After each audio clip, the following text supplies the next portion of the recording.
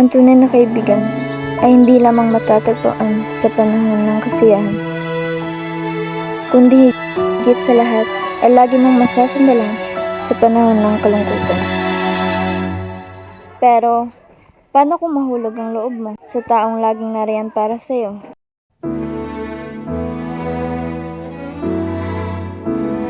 Sasabihin mo ba ang tunay na nararamdaman mo?